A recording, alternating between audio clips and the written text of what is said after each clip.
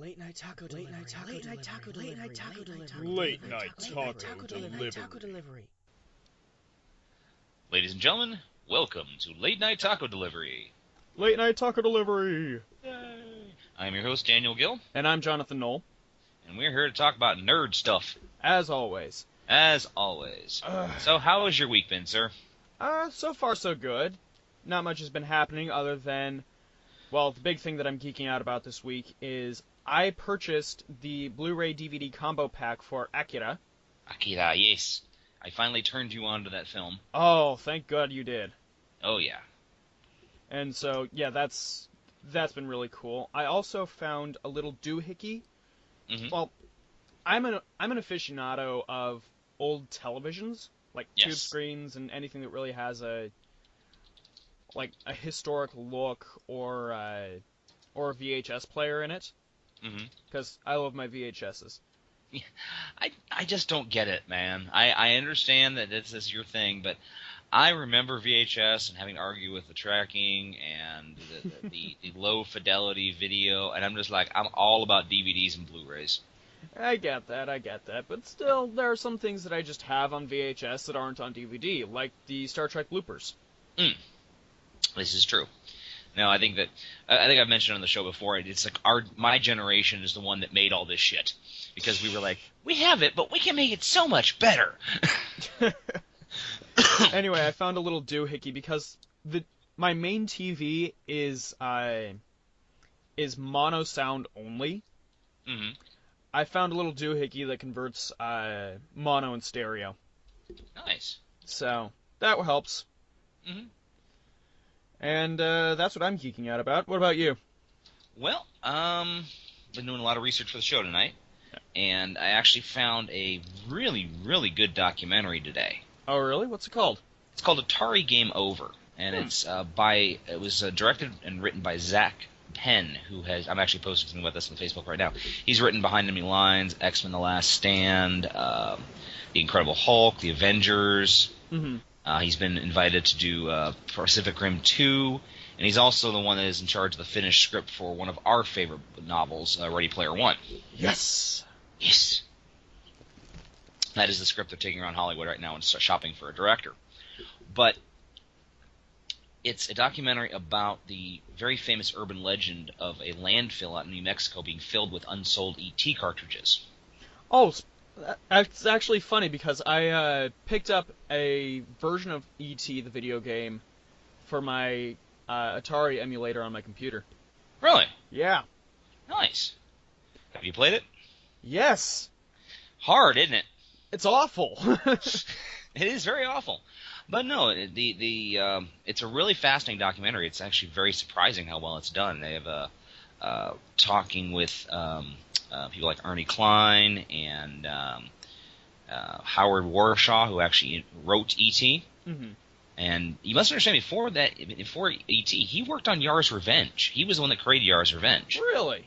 Yes, and he also did the Raiders of the Lost Ark, which was the first media tie-in for a video game with a movie. So he made really, really good games, and unfortunately, he was stuck doing a 5-week turnover on a hotly anticipated game, and he just didn't have the time. I can see why. He really did not get. He gets a lot of flack for it, and it really ruined him in the industry. But he really deserves to be in like the Video Game Hall of Fame. Oh yeah. And is there a Video Game Hall of Fame? I believe there is, or there's something that's very similar. So like, there's like the Webbies or the sort of like the video game version of Oscars. They actually talk about it in the documentary. Huh. But one of the things that really kind of struck me is a lot of the little details came out. One of the reasons why E.T. cost so much, it was $22 million to throw this thing out, was because Atari was owned by Warner Brothers at the time, and Warner Brothers really, really wanted Steven Spielberg to come work for them. That makes sense. So they basically threw this gigantic pile of cash at Spielberg for the rights. And the funny thing is, Spielberg originally didn't even want. He's like, well, why don't you just make a Pac-Man clone? That would strangely make more sense. Mm-hmm. But no, it's a really good documentary. I'm posting it up right now. Cool. Appearances by Ernie. Go continue on with what you're nerding out about. Well, how about I just throw myself head on into the geek news? Okay. Well, just literally after we finish wrapping on our last episode, Yes. Sony and Marvel Studios came to a decision, and it's official: Spider-Man is coming home. Yay! Now, this has put a lot of pressure on both studios, and there are a lot of fans out there who are wondering whether anything good is going to happen from this. Mm-hmm. I have heard that Andrew Garfield, who is currently playing Spider-Man, is not going to be part of this deal, unfortunately. Yes. I have heard one fan worry about whether or not Spider-Man will take precedence over projects like the Black Panther project or Captain Marvel, etc., etc. Right. I've also heard people saying that they want Miles Morales to be the new Spider-Man. Yes. Is his name right? Miles Morales? I'd have to check. Hold on. Black Spider-Man. Sorry. Miles Morales, sorry. There we go. Yeah, because they are, in the Fantastic Four reboot they're doing, that Johnny Storm is an African-American as well. Mm-hmm. So, I honestly would go with that. I would be okay with that. Oh, yeah. I am totally on board with that. I mean, we've had 5 very high-profile Spider-Man movies with Peter Parker. Mm-hmm. And I would be willing to, to see a new direction. Now, the problem is that you and I are the nerds. We are the geeks. Yes, we know this stuff. The average person doesn't. Mm-hmm. It's like back in the early 90s when DC had the Death of Superman storyline. Yes. I knew right from the beginning he wasn't going to die. Mm-hmm. Well, I knew that they were not going to completely, they were going to kill off their 50-year-old star character. Right. I mean, there was going to be something else. But it made national news. People were like wearing the black armbands. Uh-huh. Because they honestly thought that he was dead. Oh, yeah. So, anyway. They even nod to that in an episode of the Justice League cartoon. Really? Yeah. I'd have to find the episode, but what happens is... the Justice League cartoon. Right, that's right. I do remember that episode. Yeah. Now. For some reason, my brain, you said Justice League, my brain literally went to Avengers Assemble. I have no idea how that happened. They're not even in the same ballpark, but I'm like, wait, what? Huh? Well, funny you should mention that. On the other side of the comics news, Gorilla Grodd is coming to CW's The Flash. Nice. So I'm impressed that they're pulling out Grodd. Mm-hmm. He's not going to be an easy character to do. No. I mean... because he's a gorilla. Yeah, let the monkey jokes fly, why don't you? Yeah, it's like, are they going to pull out some Planet of the Apes costumes or something? Who knows? Yeah. All right. There was a Star Wars funeral recently. Right. Unfortunately, a man, I believe it was in England, had passed away, and he was a huge fan of Star Wars. So they had a funeral procession with a whole bunch of Star Wars characters, except for Darth Vader. Uh-huh. Because the family requested no one dressed in black. Fair enough. So I thought that was kind of interesting. Then there was... Go ahead. No, you first. I've already done two. Okay. Well, the other one is that creepy little electronic talking thing that actually is hunting you in your sleep. The Furby is getting a Star Wars tie-in. What? I thought that thing died. Nope, it came back. It's actually quite popular again. Why? Oh, God knows. I hated those things. Oh, Christ. But no, they're making a Furbaka. More like... I will kill you in your sleep. Huh? What? No, I hate those things. Oh my god. No, but yeah, it's a Furbaka. It can't be Furbaka. It's got to be Lumpy. Lumpy. Oh god. No. Who here says that we should punt Lumpy? Say aye. Aye. Thank you. And now. Okay. Meanwhile, we have a trailer and poster for Guy Ritchie's The Man from U.N.C.L.E. Yes. Now, for those of you who are not aware, The Man from U.N.C.L.E. is one of those classic TV shows that's kind of a international man of mystery situation. It was very popular. It came out in the 60s during the height of James Bond fans. And it was very, very popular. It was very well done. I mean, it's even referenced in classic episodes of Star Trek. Yes, I used to watch the show when I was a kid. They showed it on Nick at Night. Back when Nick at Night was still worth watching. We have Henry Cavill, who played Superman recently.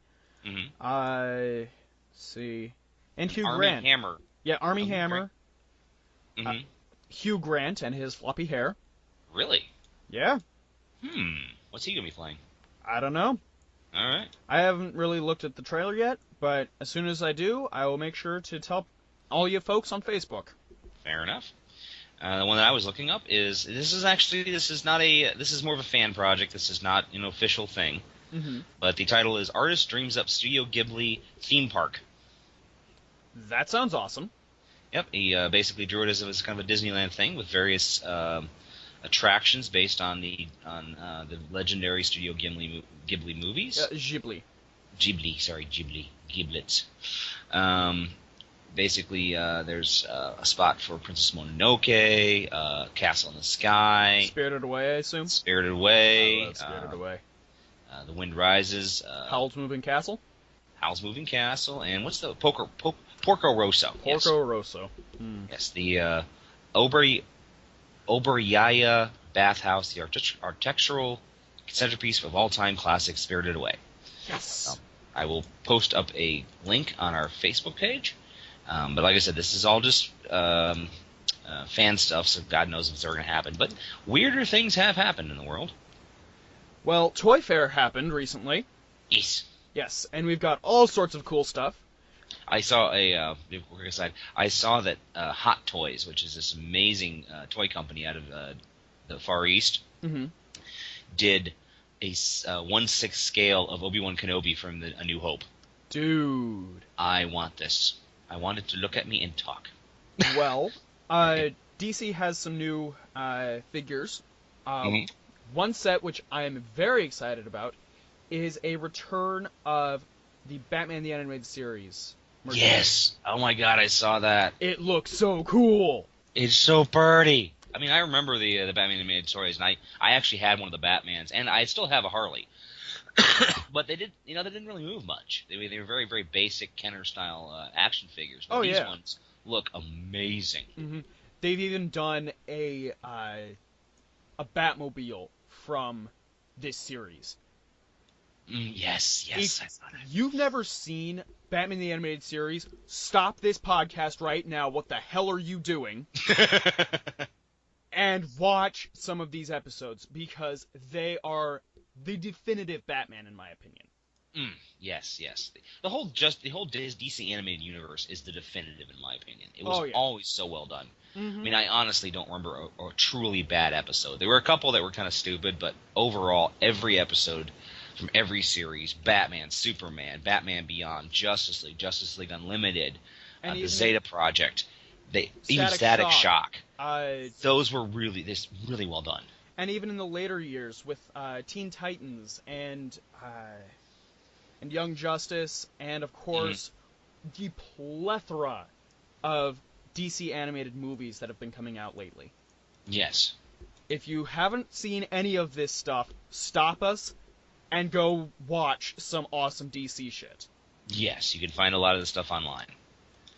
Another thing about action figures, I've mentioned them before, but Funko makes a lot of different weird stuff. Especially they're well known for like their absurdly sized head parody, or not parody. Oh yeah. We sell them at Walmart. You know what I'm talking about. Those things. Yeah, right in the collectibles area. Right, but they have Olaf from Frozen and John Cena from WWE, and they've got Daryl Dixon from Daryl Dixon.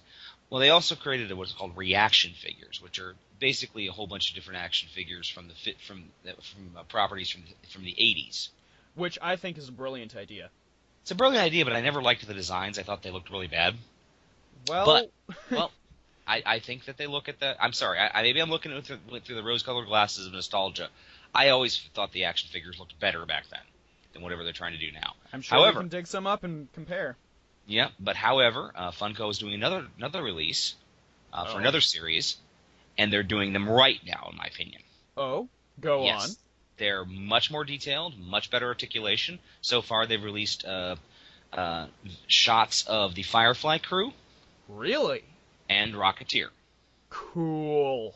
And they look amazing. I'm like, those are the ones I'm buying. Those are the ones I'm willing to put on the shelf and look and be happy. Yes. So.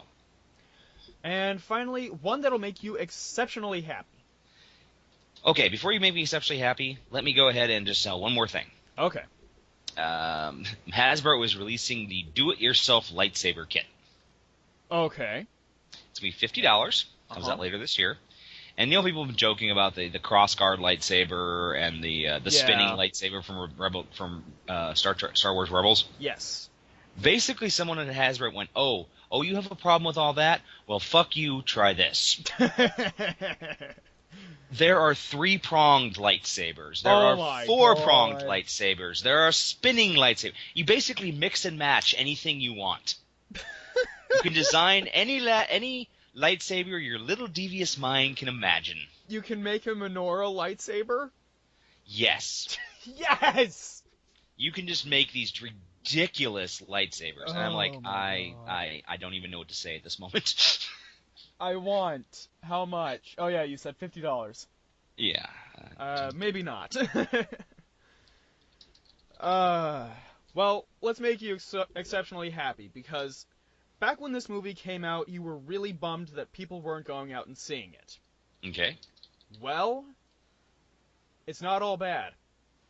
Big Hero 6 has passed Beauty and the Beast, becoming the 3rd highest grossing Disney animated film. I know! I saw that. I'm so happy. It is a fantastic movie, and I honestly liked it a lot better than Frozen. But I'm really glad that it's doing well. Well, I'm happy that you're happy. And it's going to be popping up on Blu-ray here pretty soon. I look forward to it. I believe it's going to be in March. Excellent. Okay, and I just posted a link about the customize your own lightsaber. Excellent. Okay. Anyway. Well, is there anything else I wanted to talk about? No, I think we've covered everything. Yeah, and we covered everything on my list. Awesome. That was some good... Man, that was some good nerd news. Geek news. Geek news, sorry. Whatever. Anyway. Yeah. Like I mentioned before, I recently picked up the iconic anime film, Akira. Yes. And, holy God, that movie is brilliant. Again, if you haven't seen it, stop this podcast and go find it. It's on YouTube. Trust me. It's on YouTube. You can find it for rent at Family Video. I mean, there's just any number of places you can pick it up. It's over at Walmart. It's at Walmart, for God's sakes, people. Everyone has a Walmart. Yes, it's roughly $20. So, yeah. And it's worth every penny. Yes. And so that made me realize I actually don't hate anime. And so this week we are going to be talking about our personal histories with anime. Or as we called it back in the 80s, Japanimation. Oh, boy. Oh, we're going to make some people cringe with that one. I know. So what are the earliest anime you can remember seeing? Well, I grew up in the late 70s, early 80s. And there was a lot of cross-pollination by that point.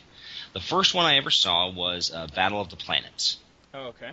I distinctly remember watching that when I was like 3 or 4 years old, and I was still living in Fostoria, Ohio.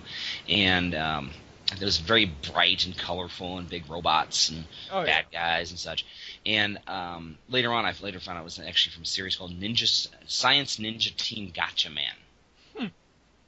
And it was a complete page 1 rewrite of the original original concept. Yes. Wow. Which actually happened a lot in the 80s when it came to anime. Originally, it was a very ground-based, very earth-based, ecological protections group with a lot of deaths in the show. and a lot of graphic violence, a lot of profanity. One of the main bad guys was a transgender. Really? Yes, he was. That's pretty ballsy. No pun intended. No pun intended, right. But when it was brought over here, they switched out a lot of things, and it basically became a space-based TV series. Now, at the time, they were trying to capitalize on Star Wars. You know, that figures. Being it was in the late 70s. But I do remember it was kind of weird because a lot of episodes took place on alien worlds that looked exactly like Earth. Because in the original, they were Earth. There you go. They also was one of the first ones that added in new animation. Really? Yeah, there was a opening and closing sequences involving a robot named Seven Zark 7.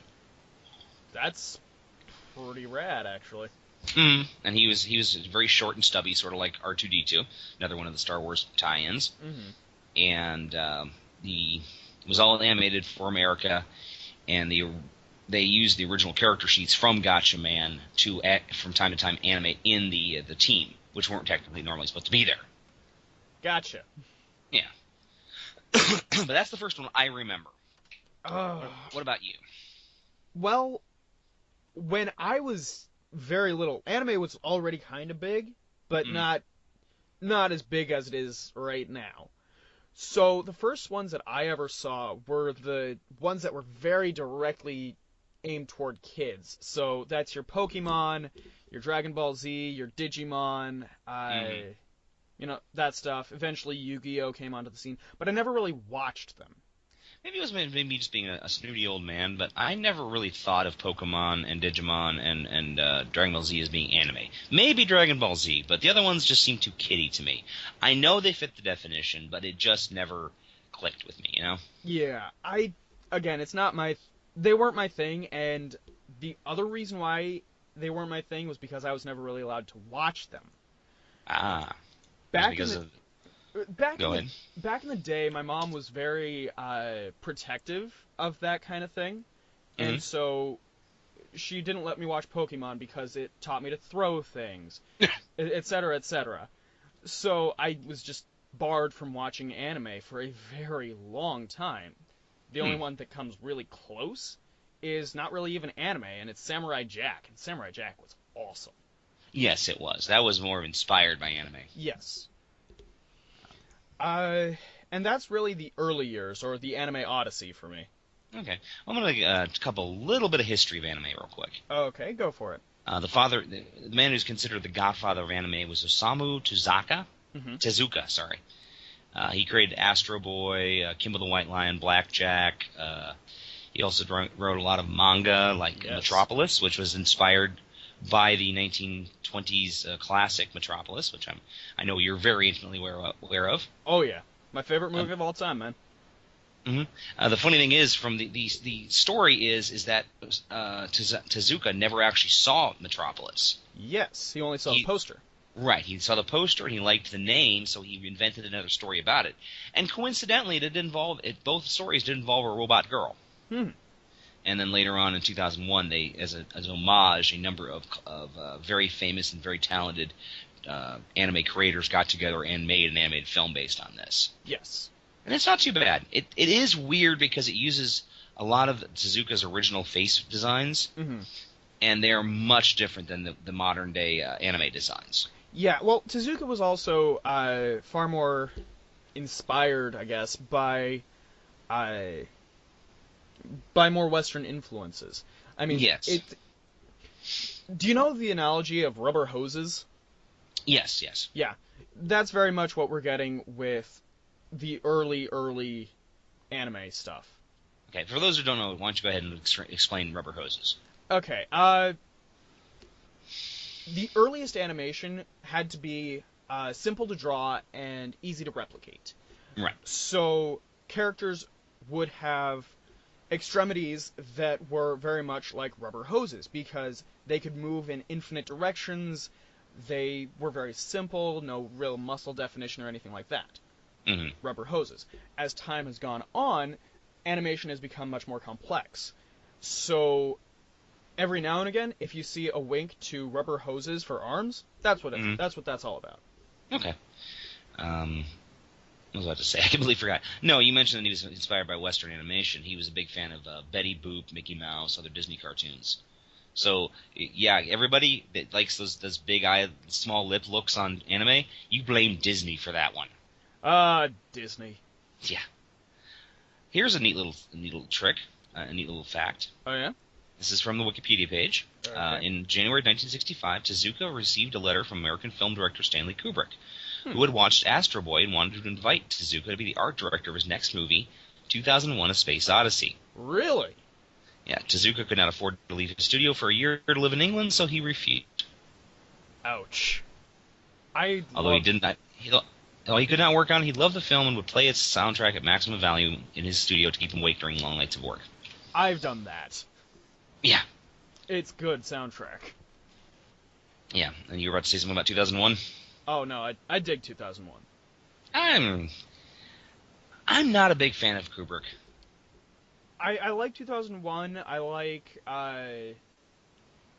what's that movie? Dr. Strangelove, or How I Learned to Stop Worrying and Love the Bomb. That's probably my favorite of his movies, but he's a very pretentious director, and I just never really got into his style. It's not for everybody. Yeah, I've had arguments with people out there before, but I've seen, frankly, one of my least favorite movies of all time is Eyes Wide Shut. And it's his last movie, and it's just not very good. Well, the whole premise is ridiculous, in my opinion. I'm sorry. Tom Cruise wants to go have have an affair because his wife had a fantasy about having an affair.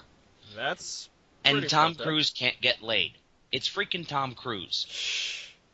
He keeps trying, and he keeps failing. I'm like, you're freaking Tom Cruise. I mean, I could understand if it was like William H. Macy as the main character.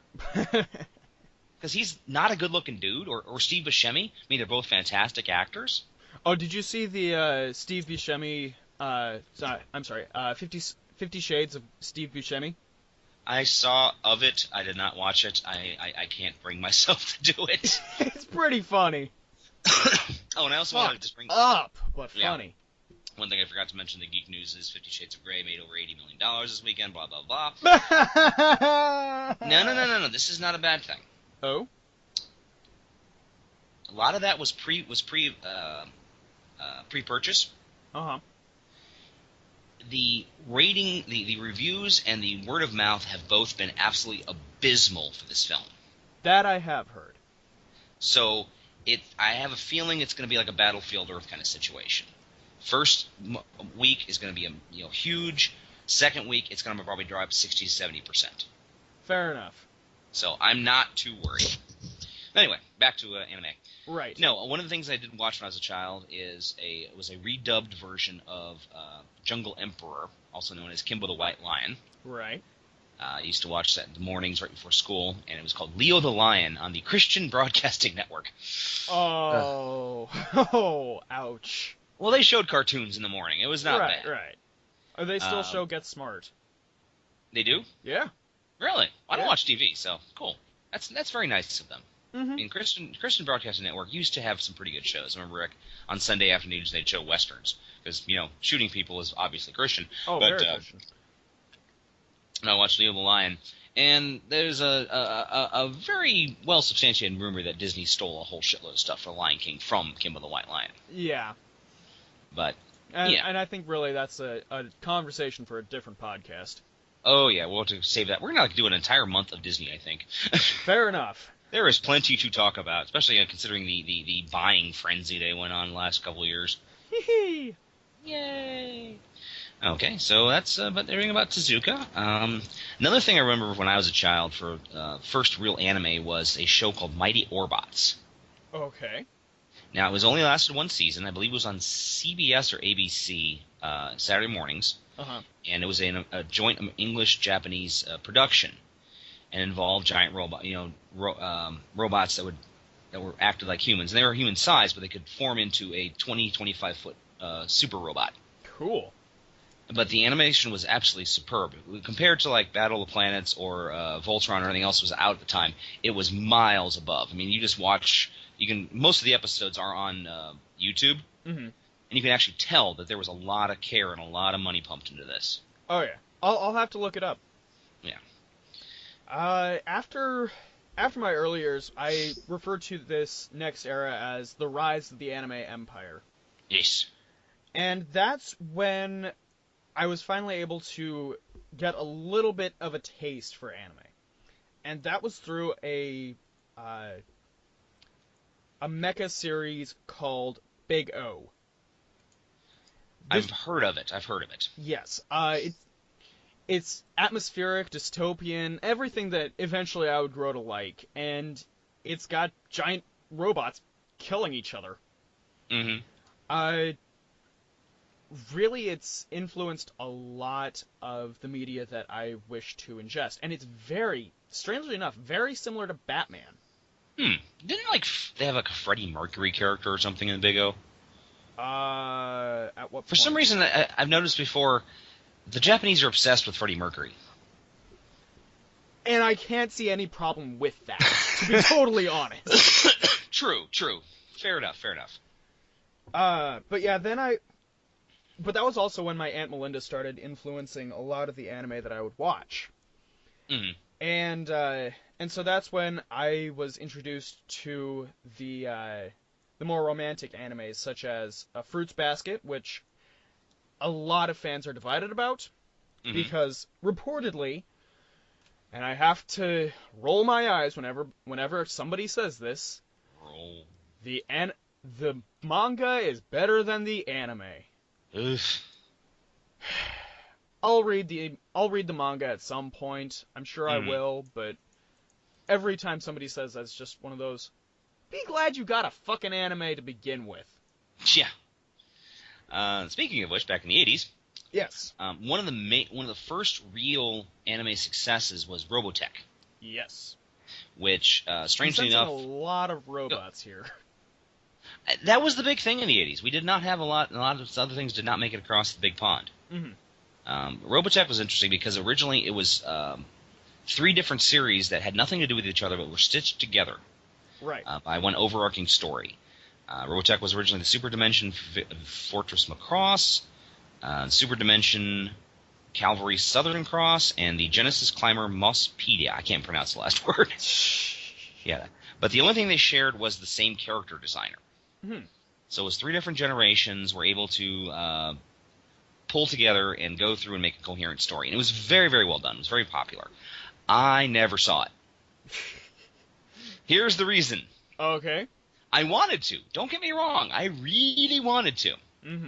But Toledo, where we get most of our television from, did not carry it on any of the normal channels, 24, 36, or 50. Right. And the only one that did was Channel 43 out of Cleveland.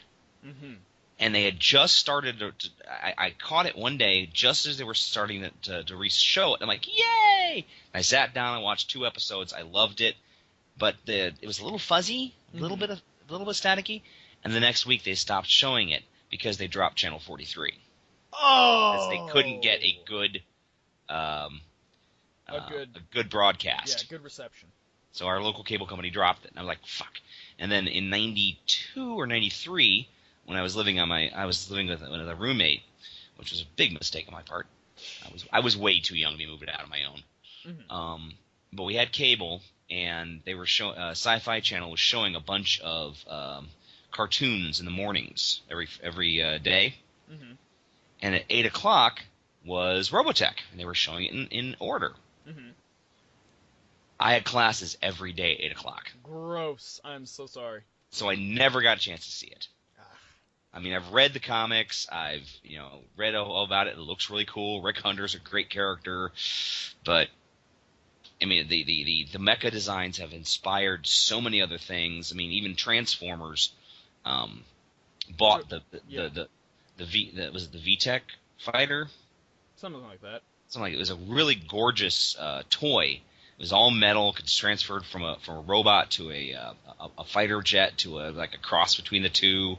It was one of the greatest Transformers they ever made, and it was all because of it. It was all from Macross, and it made it really, really hilarious because Matchbox tried to get into the action figure industry about that time, and they couldn't bring over the best toy they had Oh. because Hasbro already owned it.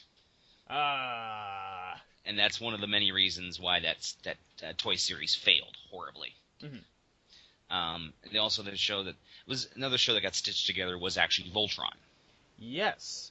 The Five Lions was originally a show called Beast King Go Lion, and then there was a second season which used vehicles that could form into a giant robot. It was called Armored Fleet Die Rugger 15, and the story was stitched together so basically are on different parts of the universe. And unfortunately, the second season did not do so hot. People liked the giant robots. I mean, you never hear about the vehicle Voltrons. Right. There was actually supposed to be a third series with one called Lightspeed Electroid Elbagus. But they didn't even bother to air that. They actually went and created their own original season based on the Lion robots. Right. And the funny thing was I can't remember which company it was. It might have been Matchbox as well. Did Voltron toys. Cool. They released the Five Lions. They released the vehicle Voltron, and they actually released toys for that unreleased third season. Right.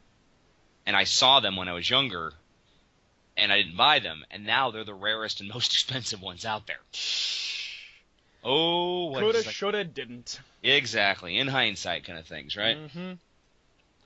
The fall of the anime empire for me came about the same time that the Star Wars Clone Wars series was coming out.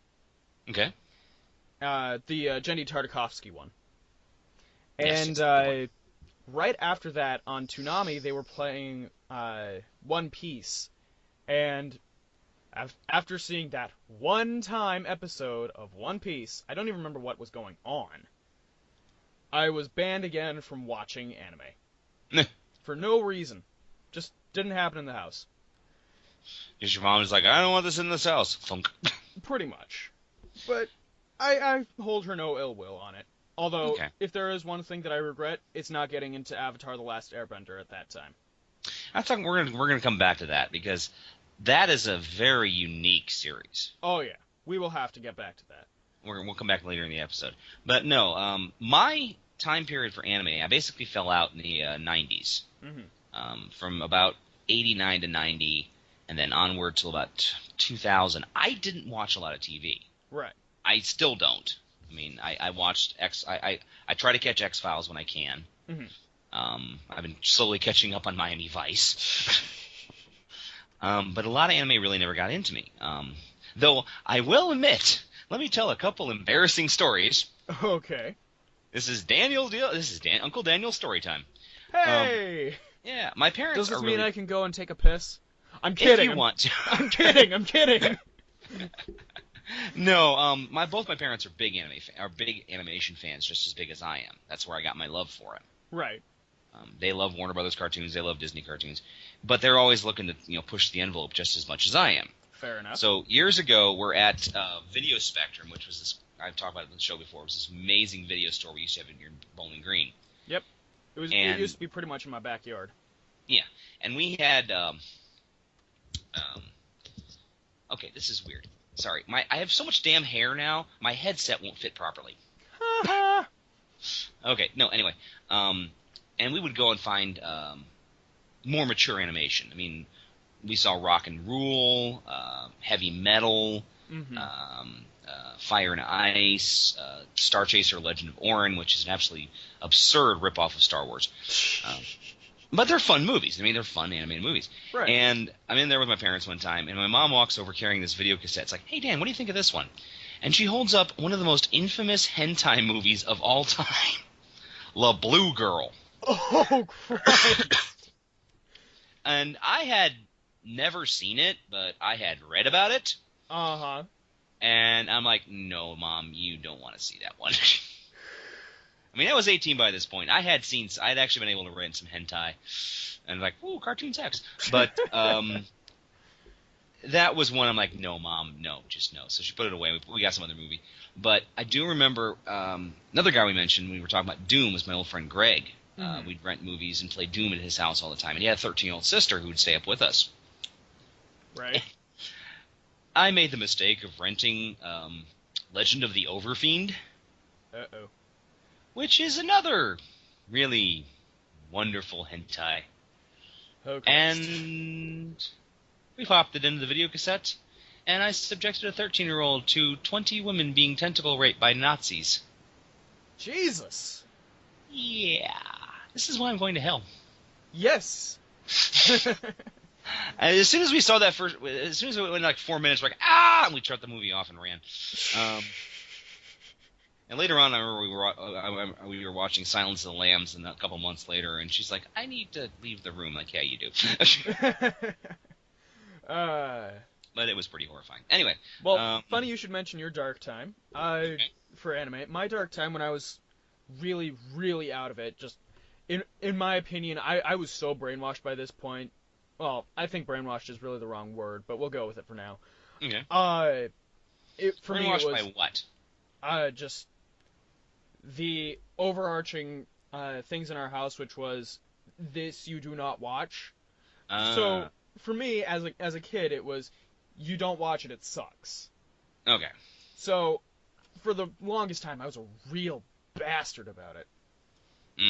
And it was about that time that I discovered Studio Ghibli. Yes.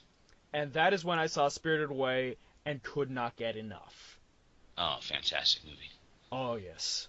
Oh, God, I want to watch that movie again now. Thanks so much. No Face and little dust balls and just so many gorgeous things. And the lizard, is that a fried lizard I smell? Now, do you know about Studio Ghibli's deal with Disney? I know it exists. Okay, here's the funny story real quick. Okay, go for it. Okay, Miyazaki was burned back in the 80s because one of his first movies was called Nausicaa in the Valley of the Wind, which is an amazing anime. It's really gorgeous. I mean, it's 80s style animation for anime, so it's a little rougher than what we're used to now. Right. But it's a great movie. And the rights were sold to Orion Pictures over here in the U.S. Who also released Men in Black. Right. And they butchered the film.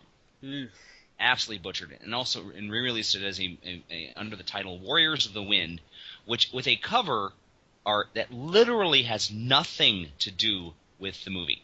That's sad. It is the it probably would win for most misleading film cover of all time.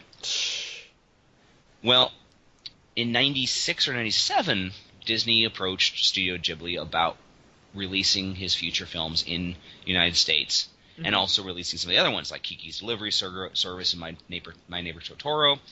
And he had it written in the contract that Disney would never cut anything he made. I am right there with him. And Disney's like, oh, okay, no problem. We're fine. Problem was the next movie they made and released, and was a huge success in Japan, was Princess Mononoke. I love Princess Mononoke. My friend Adam showed it to me not long ago. It's a great movie, don't get me wrong. Oh, yeah. It's bloody as shit. Oh, yeah. Oh, yeah.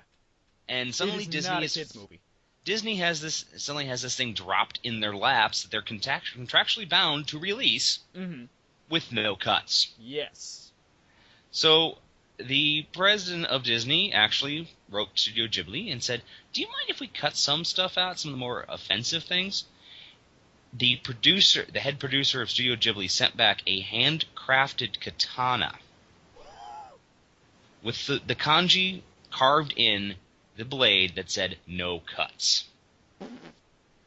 I hope that is hanging up somewhere. 'Cause, yes. Dude.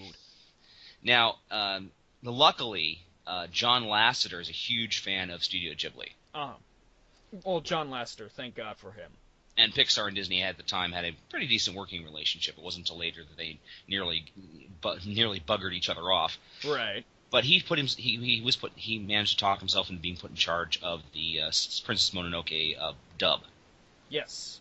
And he got Neil Gaiman to write it, and a lot of famous people worked on it. You know, Gillian Anderson and Keith, what's his name, David Keith, and Keith David and Billy Crudup and a whole bunch of other people worked on it, and it was fantastic. And for an anime, it was a relatively good success in the United States. Yes. And I've told the story before about how I got punched because of that movie.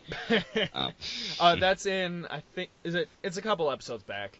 It's a couple episodes back. Basically, I said how great the movie was, and a classmate took her 10-year-old niece to see it, and was unexpecting about it. And I'm like, did you even bother to read the rating? But yeah. Okay, I have been dying to hear this story, man. Oh? What is your anime springtime? What is this to you? Well, anime springtime is when I finally let myself off the hook. And this was about the time that Netflix became really popular. Okay. So, thank goodness. And that is when I had a bunch of friends really into the anime, the infamous anime, Hitalia. Yeah. And I saw it, and I was in my freshman year during Mrs. Dunn's World Culture Studies class. Mm-hmm. Mrs. Dunn was still teaching? Yeah, up until God damn. 2 years ago. I think everyone that was teaching when I was is now starting to retire, because it's been 20 years. Oh, yeah. There's still some that were still pretty new, but I think most of them are finally dropping off, like Mr. Cup. Yes. At some point, I'll have to ask him about you. Oh, God. Because I'm really good friends with his son. Oh, no. Yeah. Now I'm worried. Go ahead. But yeah, that's when I also ended up watching the original Full Metal Alchemist series. I still have yet to watch Brotherhood. For those of you who don't know, Hitalia is basically the personification of all of the countries of the world during World War II. It's kind of entertaining. There are some facts that are a little anachronistic, but it's not supposed to be taken seriously, which I think a lot of people do. I don't like it, and then just because I'm a grumpy old man. Yeah. Well, because my niece and her friends were really huge into it. Yep. And they would talk in character, and it just annoyed the shit out of me. I remember. A bunch of 15-year-olds bouncing around doing it. I'm like, seriously, just stop now. This was also about the same time that I got into cosplay. So one of my first cosplays was Austria. So it's like I don't even know you anymore, man. Look, so I have a secret life. Big whoop. Yeah. I also ended up watching Full Metal Alchemist after all, and I also watched Soul Eater, which was fantastic. Basically, picture The Nightmare Before Christmas, but on crack and more death. Oh, jeez. So, yeah. Go. Do. Go for it, man. For me, pretty much the halcyon age of my anime watching was around 99 to 2004. Now, before that, Sci-Fi Channel was showing anime from time to time. They showed, like, Robot Carnival and Spriggan and Akira and Venus Wars. And it was like a big deal. They'd have, like, Anime Sundays or something like that. And they tried to show a new one every week. Didn't always succeed, but they had some pretty good stuff. They were working with, I think it was Skyline Video at the time, who was the first group that ever released Akira. Their dub is hilarious because if nothing else, Kaneda's voice is the guy who did the voice of Leonardo from Ninja Turtles. The original dub is intolerable. Yes, it is. Oh my god, I tried to watch it once. No! That's probably why you hated Akira so much. I just didn't know about it until a couple years ago. So I watched it. Yeah, I watched that in '89, and that completely changed my perception of anime. But then I watched a lot. Pardon me. My old roommate Jason and I had the best television, the best stereo system, the best DVD player of all of our friends. So we'd have other friends come over and basically take these over and force us to watch things. Right. And they were huge anime fans. And most of the stuff I liked. I mean, we watched Legend of Escaflowne, which is another giant mecha show, which is really, really well done. Right. Good stories. We watched Hellsing and Trigun. Trigun. I need to actually finish watching Trigun because I've tried watching it at least 3 times, and I get up to like episode 5, and then I stop because I'm suddenly very busy. Well, Trigun was always fun because it started as a very comedic series and got extremely dark as the series went on. I can appreciate that. That's apparently a very common anime trope. And I remember one of the ones that really cracked me up was Fox Kids tried to show Legend of Escaflowne. Oh, Christ. Apparently, whoever bought the rights to this did not bother to watch the whole series. Oh. You know, the first 5, 6, 7 episodes, kind of cute, very nice, kind of, full of battle like everything else. And then it gets dark as hell. Yeah. Blood, violence, tits flying everywhere, people dying. So it was aired for like 4 weeks in a row, and then it stopped, and then they brought it back a couple weeks later, and then it stopped, and it never fully aired. And I just remember that. Remember when I saw the commercial, like Legend of Escaflowne now on Fox Kids? I'm like, wait, what? Oh, Fox Kids. It would like to be trying to show Debbie Does Dallas on Broadcast Network. It's just not gonna work. Speaking of animes that got dark really fast, well, this one was just started out dark and just got even more depressing. Attack on Titan. I have not seen that. I keep being told I need to watch it though. It's worth a watch. It's very thematic, and the characters are relatively well written. It's the animation though that is stunning. That I have seen clips of, and it looks very amazing. Yeah, it's very well done. I have not seen the dub yet. I watched the first season on Netflix. Back when it was still entirely in Japanese. So nice. So that was the anime that I had to do or die watch subbed, and ever since then, sub is the preferred for me. Right. Now, one of the ones I never got into, and a lot of my friends did, was Neon Genesis Evangelion. Ah, Evangelion. It's very pretty. Okay, I've never seen it, so. It basically is about these giant robots that keep coming down coming down to Earth and attacking, seemingly randomly. And the humans managed to capture a couple of the robots, redesign them, and get humans to drive them and fight against the invaders. I see. And the whole reveal is actually really well done and really creepy. Essentially, the giant robots are angels. Really? They're sent down from heaven to destroy the human race by God. Wow. And the robots that the humans use against them are actually still sentient, trapped angels. Oh, Christ. Being forced to kill their brethren. No pun intended, of course. Right. But I watched the first 5 or 6 episodes, and I can honestly say the only character I actually had any sympathy for was the penguin. There is one of the characters has a pet penguin, and he's the coolest character in the entire thing. He doesn't do anything beyond what a normal penguin would do, but he's the only sympathetic one. Everyone else is whiny or bitchy or indecisive, and my friends kept trying to get me to like it, and they kept trying to show me shit. And the problem was Evangelion, the writers didn't even know how to finish the damn series, so they actually I think there's 3 different endings. They released like 2 movies and the TV series. And also, because the show was so popular, was making so much money, the producers took all the cash they were getting and ran off before finishing the series. They actually absconded with the cash. Double abscond. So, I just don't like the series. I'm sorry. Fair enough. But so... and also after that, my friends started to try to get me watching all these like Japanese high school animes. Yeah. With all about the difference in the cross-cultural shock of Japanese, being very shy or very sexually assertive or whatever. Right. Nosebleeds abounding. And I didn't like it, and it basically forced me to retreat to my room to do stuff on my computer, and they got all annoyed with me because I wouldn't I wouldn't like what they liked. It's sort of like when people kept trying to get me to watch Family Guy. Yeah. And they're like, oh, you just haven't seen the right episode. No. There's no one single episode of Family Guy that's going to magically make me like this damn show. It's a bad show. There you go. It's not funny. Well, it's nothing but popular culture references. So.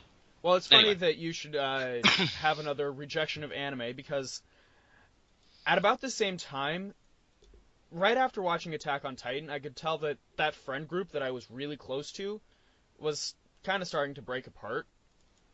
And this is when I call the Winter of Discontent. So one day during Animarathon, I was not into the convention rave scene. So I went and saw Alright. There are going to be a lot of people who are just going to go, "Ah! He said it! Okay. You alright? He said it!" That voice hurts. Apparently. Yeah. A couple years, last year, or the year before, there was an anime that was released that was produced by a little upstart company. I don't remember the name right now. The name of the company or the name of the anime? The name of both. Okay. But on the DVD, there were demos from this company. And one of them was a swimming anime. Now, this is at the height of Tumblr. And so Tumblr sees it, and it explodes. Literally explodes. Every Tumblr that I saw, there was at least 5 a day. Just that were brimming over with stills from this anime. And it looks pretty. Sure. Okay. But it's a swimming anime about a bunch of guys getting together and forming a swim club. So it's very much it's very much aimed at women or teenage girls. Okay. And it's called Free Iwatabi Swim Club. Okay. I have heard of this. I have not seen it, and it sounds like something I would not be interested in. It's very pretty. I'll give it that. It's okay. It's one of those anime that, if nothing else, I can appreciate it because it's pretty. And later that year, I went to Colossal Con, and that next week, I just watched a bunch of animes in a row. Like, nobody heard from me for the next few days. So I watched Angel Beats, Kill la Kill, and Fooly Cooly. Okay, I'm aware of Fooly Cooly.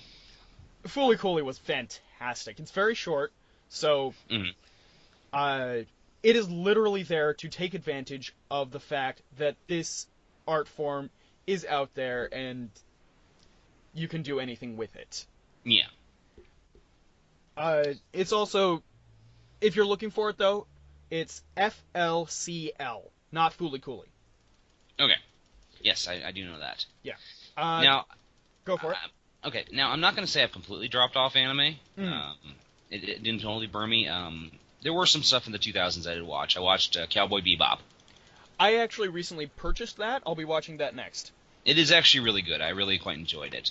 It's very much inspired by Western style storytelling. I tried to explain it to one person, and I said, think of Firefly. But yeah, it's animated. very Firefly-esque. I've watched some episodes of Full Metal Alchemist. I keep meaning to finish it up. Now, I did watch some of High School of the Dead. Mm-hmm. And I like zombie movies, so you think I'd enjoy it? You didn't enjoy this. Bored the shit out of me. Although that anime does have one of the most infamous boob scenes. Jiggle physics. Yes, jiggle We physics. used to make jokes about this in the 80s and the early 90s, that a woman would stop and her boobs would stop 30 seconds later. There were just, Ranma 1.5 and Macross 2. The woman would run up and... Heck, there's even a joke in Hetalia where Ukraine has aggressive booby bounce, and there is literally a sound effect for it. Yeah. So what was the infamous High School of the Dead booby thing? Well, in a scene, there is a point where a character shoots off a gun, another character is doing a backflip, and in slow motion, her boobs are shaking back and forth so fast that a bullet can pass between them without hitting them. I saw that GIF. I never actually saw the show, but I saw that GIF, and I'm like, oh god. Yeah. It's one of There are those... some very sexually frustrated people in Japan. And somebody did the math. If those boobs are moving that fast, then it's creating earthquakes. Something is wrong. Yeah. I also, after that, everything kind of started to simmer down. But that was also when I saw Ghost in the Shell. Now, are you talking about the movie or the television series? The movie. Okay. I saw Ghost in the Shell the same day I saw Princess Mononoke. So That was a great day. Oh yeah, it was fantastic. And I want a DVD copy of Ghost in the Shell. So Well, they have it at Walmart. I saw it the other day. Yeah, it's on Blu-ray though. Oh, it's not one of the DVD combos? Yeah, no. Ah, it sucks. Yeah, I know, right? No, then I got back a little bit into anime this year, or this past year, because I have been fascinated with virtual reality for the last year or so, and I blame Ernie Klein completely for this. I'm sure Ready Player One. Oh yeah, Ready Player One has gotten me so much into virtual reality. I mean, I've read. I really want to. I want to re-listen to the audiobook by Will Wheaton again, because. Will Wheaton? Will Wheaton. Yeah. No, I watched the whole Sword Art Online. Basically, the whole setup is it's a virtual reality game. Uses a helmet that taps directly into your brain, and on opening day, a whole bunch of people buy it, and then they literally get trapped in the game by the mad creator, and they have to go through this video game to beat the bad guys and actually get out of the game. And the thing is that it's a really good series for half of it. And then, I hope I'm not getting into too many spoilers, they beat the game. They beat the creator. And then suddenly, it's a different story. Same characters, continuation of the story, but everything's different, and the bad guy is so bloody, over the top, and rapey, it literally becomes uncomfortable to watch. Okay. It's like how we were talking about the... okay, full disclosure, people, I watched 16 Candles for the first time this past week. I've made it through 30 years of my life without seeing 16 Candles. Jonathan likes it. I do not. I found it a very awkward film. It fit for me weirdly paced. in my time. So what? It worked well for me in my time. Right. I found it very weirdly paced. Long Duck Dong was a very, very awkward character. And there were some really borderline rapey moments in that film. Yes. But no, anyway, Sword Art Online became that by the final episode, and there's also another character, really weird shit's happening. It's a gorgeous series, and I really enjoyed it. But I'm looking forward to seeing season 2. But in preparation of tonight, however, I watched Paprika. Ah. Now, Paprika is another virtual reality thing from Japan. It's basically about dreams.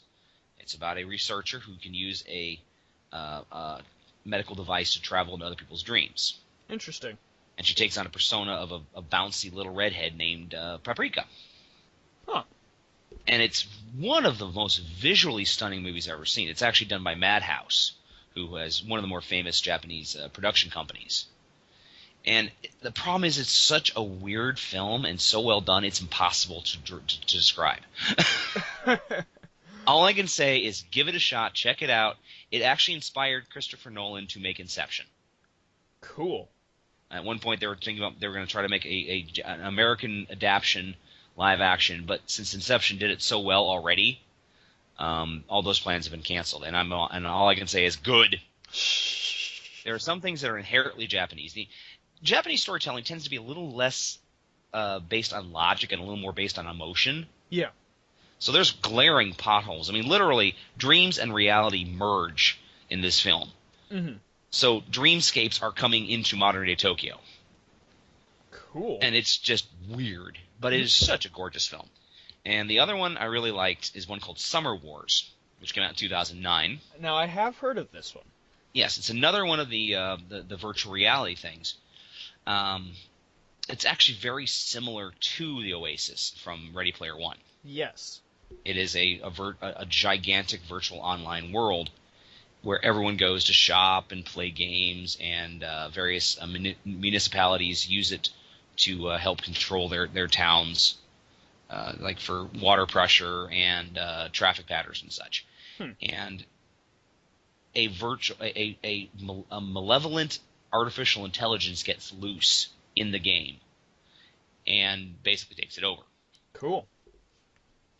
Setting up real life disasters and really bad things. And it's up to this one family who are kind of responsible for it, for the artificial intelligence getting loose, to try to take it down. And it's another one that's really well animated, but there are some logical plot holes, and you've got to take it on faith that people can travel. That when they're portraying people playing on their phones to play the games, they put the people in the game itself. So it's like you've got to transpose them into the whatever the game is. Huh. It's not like virtual reality, but it's portrayed as virtual reality, if that makes sense. Yes, that makes sense. But no, I really recommend Summer Wars. If you ever want the DVD, just let me know. You can come over and watch it or something. Okay. It's not long, but it's a really fun movie. And now, one of the things I want to talk about before we leave here tonight. Yes. Avatar: The Last Airbender. Of course. Thank you. You're welcome. It is not technically an anime. It is not. But it looks so much like an anime. I actually remember reading an article in Newsweek, of all things, about Avatar and what the cultural blurring. What is anime? Yeah. Because Avatar was phenomenally animated, phenomenally written. The voice acting was really good. Stylistically, it's very similar. It's extremely similar, and it looks like something that would have come out of one of the best Japanese production houses. Oh yeah. But it's not anime. It's technically not done by the Japanese. Yeah. But it has all the hallmarks except for the ethnicity of the creators. So is it anime? Well, I mean, it passes the litmus test. It passes everything else. And that's really a debate question now. Yeah, I mean, and Legend of Korra. I mean, that was on Nickelodeon, and they actually went to putting it on web only because it got so damn violent. Yeah. It got dark. It got violent. It started playing with a lot of different themes. I mean, the main character ends up in a lesbian relationships at the end. Oh yeah. More power to her. But this is stuff you do not portray in American cartoons. Absolutely. So, what is considered anime anymore? Well, I mean, even Cowboy Bebop was partially inspired by Batman the Animated Series. I mean, heck, there's an anime out there called Witchblade.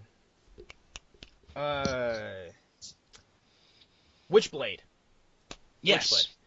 And it's inspired by an American comic book. Yeah, the Top Cow section by Mark Silveresti. I remember when it first came out. Which is very widely respected, believe it or not. And I've not heard good things about the anime itself, but yeah. Yeah. Yeah, it's one of those questions of why is there a boundary anymore? I mean, it's called anime, which is a root of animation. Yeah. And even Samurai Jack was very much inspired by anime. Oh, yeah. So we are getting in the deep philosophical portion of our show. So let's get the hell away from that and move on to Thou Shalt Not. Thou shalt not. What is our Thou shalt not this week? I think you told me it, but go ahead again. Well, I didn't really think about one very hard this week, but over the course of tonight, we have talked about a lot of top-shelf anime. Yes. A lot of crap, but also a lot of top-shelf stuff. So, Thou Shalt Not make a movie a la Last Airbender out of these anime. Ooh, that's a hard one, dude. And there's not even a lot of potential for comedy. I was thinking, Thou Shalt Not make an anime out of this. And my first thing popped in my head, 50 Shades of Grey. Oh, Christ. You actually had to say that, didn't you? Hey, at least I didn't say Human Centipede. Fair enough. Okay. Let's go with yours then. Okay. Thou Shalt Not make an anime out of Monty Python's Flying Circus.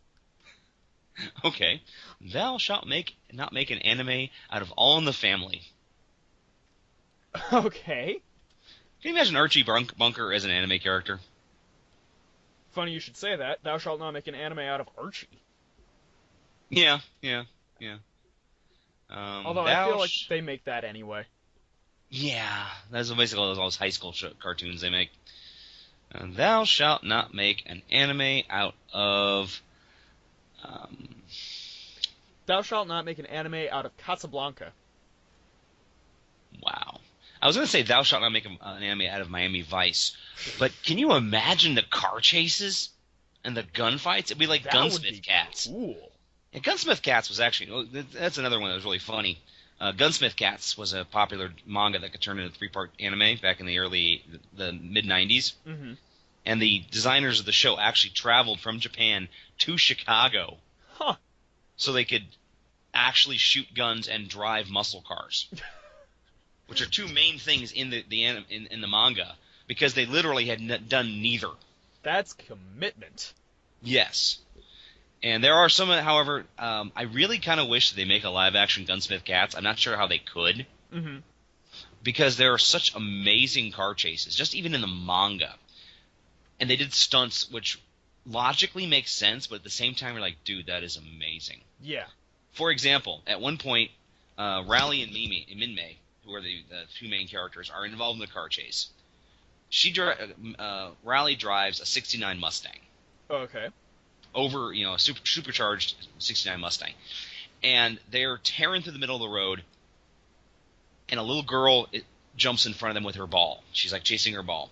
And there's literally no time to slow down or swerve or anything. Right.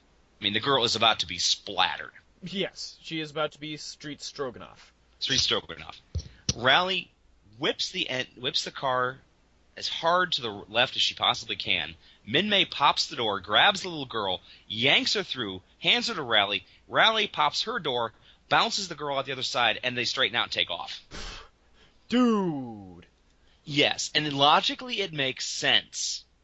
Yeah. But they don't... I would love to see that in an American movie. It's like, you fuckers think you know how to do a car chase with Fast and the Furious? Try this one. That's intense. Mm-hmm. Thou shalt not make an anime of the Cosby Show. Especially now. Yeah. Though I'm sure they would involve a lot more tentacles than sweaters by this point. I didn't need that running around in my mind, thank you. You're welcome. I didn't get to disturb you earlier with any bad merchandise. I looked up awful merchandise to try to find something that could match the 50 Shades of Grey bear and the inflatable My Little Pony, but I couldn't find anything, so I got to get in my disturbing where I can. Fair enough. Thou shalt not make an anime out of Mystery Science Theater 3000. I don't know how you could. Well, you could, I guess, but it would be really difficult. Yeah, and you can do the characters, I guess, but at the same time, there's just so much out there, and I'm fairly sure that it would be one of those lower-tier anime that it would just look really crappy. Yeah, plus they've done a lot of Japanese movies already on MST3K. Yeah. Thou shalt not... Go ahead. No, go ahead. No, I'm just thinking... Thou shalt not make a horror film out of Friday the 13th. I mean, make an anime out of Friday the 13th. Huh. That is what... Slasher films are one of those supremely American things. Yeah, I can see that. Though then again, everyone in anime seems to have like at least 60 gallons of highly pressurized blood in their bodies. And most of it comes through their nose. Yeah, in their nose, but I can just imagine, Jason Voorhees hacking someone barely touching someone with his machete, and just this geyser of bright red blood painting the entire area as his teenager screams. I want to see that now. Let's see. Thou shalt not make an anime out of Sallow. I think they already have. Oh, Christ. Or at least, spiritual successors. I mean, yeah, I'm sure they the Overfiend. Pretty horrifying shit. And I don't know what the anime was. But it was one of those really, really horrible, dirty, nasty ones. Yeah. And a woman was being forcibly raped with a shotgun. Ugh. And then the trigger got pulled. Ugh. Yeah. That's fucked up, man. There's this other anime I keep meaning to try to track down, because apparently it was supposed to be a kid's show. That doesn't sound good at all. It was a sci-fi kids anime, and the ratings were really abysmal. Uh-huh. And the producers and the writers got bored and said, fuck it. Oh, shit. And apparently the last episode is one of the bloodiest thing that's ever aired up to that point on Japanese television. Oh, fuck. I mean, literally, it was a kid show, and people were getting squished rather bloodily. And it's like one of the... I found the Wikipedia page once, and I'm like, oh my god, I must find this. But there's no torrents that I can find. Ugh. Oh, well. Well, and then there's the infamous Pokemon scene where literally kids were getting seizures. I heard that's more of an urban legend than actually really happened. I've seen it. I've seen it flash too, but of course I'm not epileptic either, so I've never had this situation bounce around. Well, me either, but yeah, it actually happens, and that's why they never have, I think the character's called Porygon on the series again. I was never a Pokemon kid. Right. Just wasn't my thing. Still isn't. Yeah. And, yeah, that's apparently why that character was never seen again. Yeah. Oh, thou shalt not make an anime based on the American Revolution. They kind of did that with Hitalia. I was thinking that, but I'm like, no, no George Washington versus General Cornwall. Okay, yeah, they didn't do that. No Hessians, no going across the Potomac to fight to take over the Hessians. Of course, though, knowing the way that the internet works, there would be Washington and Cornwall /fic. You had to say that, didn't you? I did have to say that because payback's a bitch, isn't it?